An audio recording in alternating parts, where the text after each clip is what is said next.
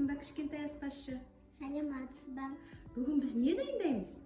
Бәліш.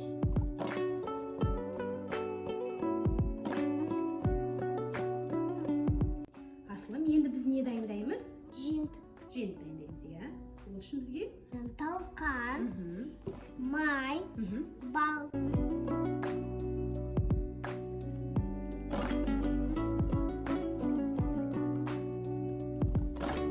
Енді не дайындаймыз, Аслым? Қаймаққа жеміс-жидек қосылып, жеңіл ас дайындалады.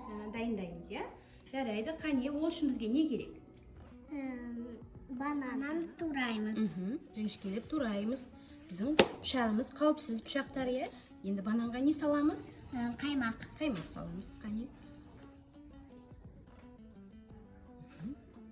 Енді ыдысқа саламыз. Сала ғой.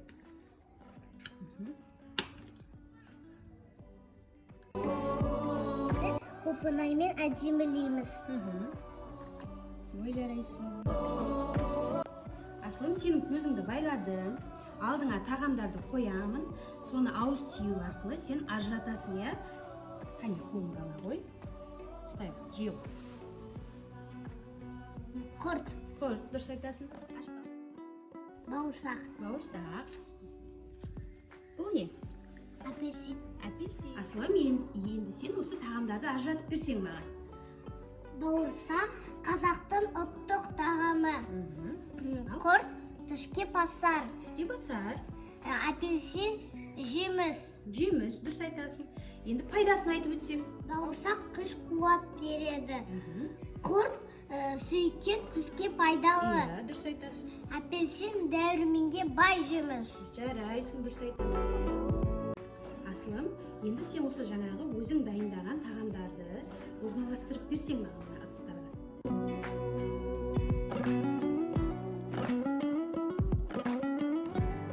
Оны осындай әдемі ыдысқа салдым.